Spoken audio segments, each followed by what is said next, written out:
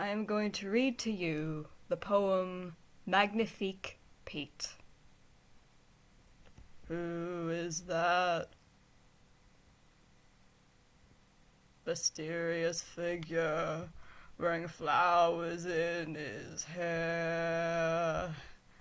Draped in leopard print, bizarre patterns, and dark contacts, he was working at the local record store, appearing to be in some local band. A free spirit, his choice of clothing and music style made him stand out from the rest. A new decade was approaching. The waxy nightmares took on a different form, posing with his sideways microphone. The star wore dreads, colorful hats, his long locks of fabulous hair tied back. Singing about bad romances or catchy pop covers that made you want to dance. That's the way we like it, as DJs hit their button. He had set the sights on fame, now everyone knew his name. The fans were having fun. As he'd open up his loving arms, watch out!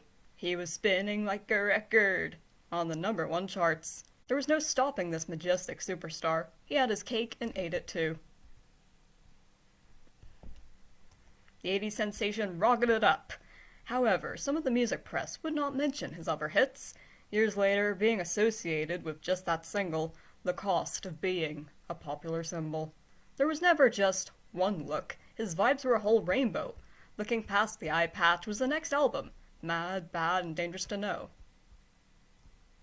Full of cowboy heartbreaks, kisses that were too hot for MTV, and supernatural affairs, big in Japan, handsome, androgynous man, occasionally displaying a snarky attitude. He wouldn't stop dancing or posing, even when half nude. Sat in a Keith Haring bathtub. He was hooked on love. Lynn is his everything, going way back when. Even when he found another spouse, she's still a dear supportive friend. He had to adjust his nose after a fight. Cosmetic surgery was the solution. Most procedures chosen, continuing to perform on stage, full of emotion. The decade had left some unhappy birthdays and a blue Christmas. The whole world was dying of an unknown, viral illness. Touring America, giving tributes to the sick, a rare album that was mainly acoustic. Other forms of gender expression were soon more seen. Sometimes through pride he would arrive. Nuclear Patra was the non-binary anthem of 1995. He was an international thing, long black hair, a 10-inch waist, shades and Mickey Mouse ears taking album cover space. His heart would find someone to love once again. A daydream believer with a diamond-studded heart of gold. His band's final album, released at the start of the next millennial. His new man, Michael, was who he chose to exchange hands with, sparkling skull rings. Unfortunately, the tabloid press had found their new gossip target fling.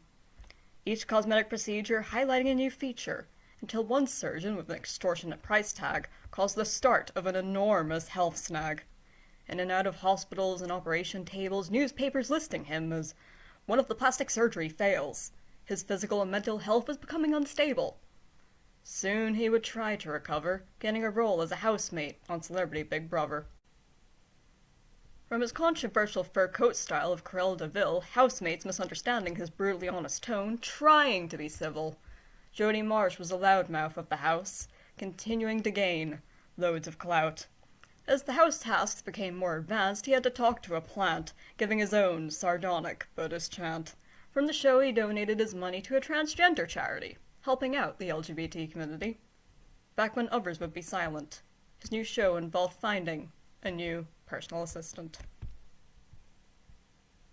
A regular on reality TV, iconic in pop culture, covered in tattoos, although Liquid News did find his dark sense of humor at times vulgar. More collaborative tracks, flamboyant, eclectic acts, Let's Just Dance, Never Marry an Icon, Jack and Jill Party, the art. The pressure of health in the press stressed him out halfway into the new decade, but he couldn't continue along, the press invading him about his personal business. Instead of his well-written songs, he couldn't carry on. October 23rd, 2016, was the day Your flame had burnt out. Your fragile heart went bang. You're in too deep. Don't say goodbye. Gone too long. I know you're up there somewhere, but you not being on Earth anymore just isn't fair. I hope your days are going well, whatever realm you're in. We all miss you, your fans and loved ones. Michael and Lynn, your stunning soul made this bleak world colorful and whole. An absolute icon, 5 years on. Out of all the special stars in this world, you shine the brightest. Thanks for allowing me to be more confident about gender, allowing me to meet some incredible, amazing friends. You've brought us together. Your memory will be in our hearts forever. We shall continue to share your masterpieces, which we'll archive, whether you're dead or alive, offering art and gifts for when your angelic spirit decides to visit. Whilst we mourn and yearn, we're talking about you, the one and only beautiful icon, Pete Giuseppe Burns.